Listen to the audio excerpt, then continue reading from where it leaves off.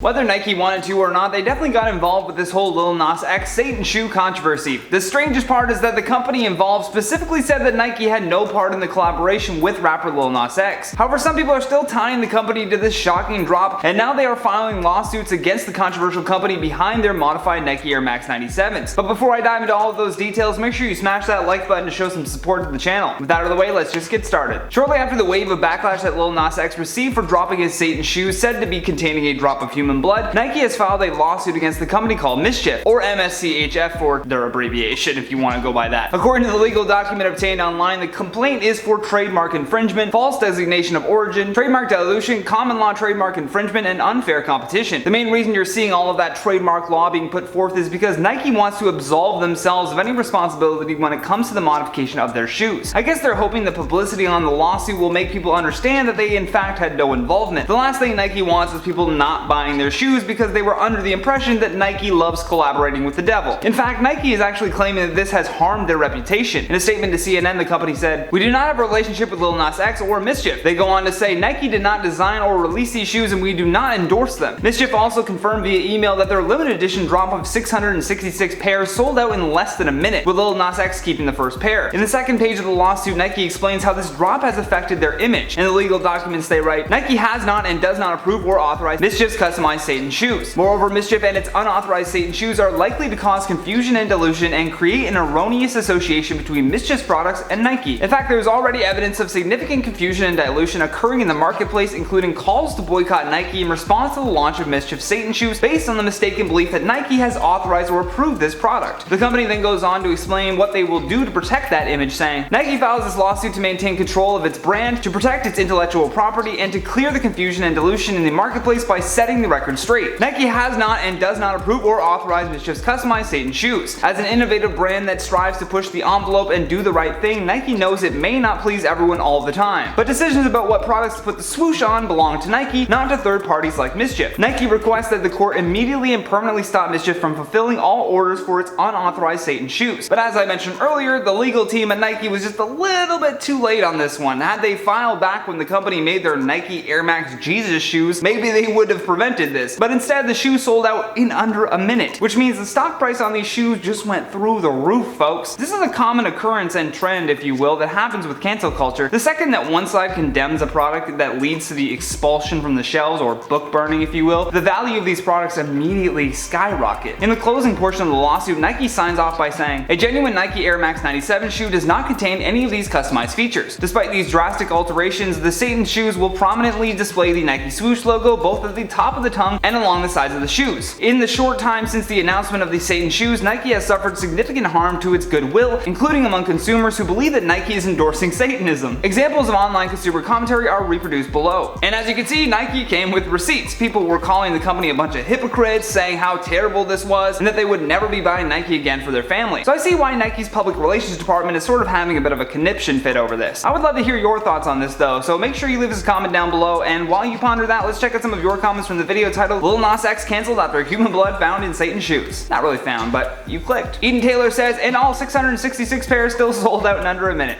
You dang right. Lucas Null says, "Whoever does his marketing just got a raise." I will yell any comment in all caps. But definitely, yeah, they definitely did. Real World 1 says, "We are still in the middle of a pandemic. Blood in shoes sounds very unsanitary and dangerous. Someone call the health department quick." Yeah, where is Dr. Fauci when you need him? You shouldn't be putting blood in your shoes. I don't do as good, Fauci. Princess of Keys says, "I honestly don't care and I'm not even mad or disappointed. As some people have said on his music video, he's probably just playing around and know how people will react. I certainly think that he knew he was gonna get a reaction out of this.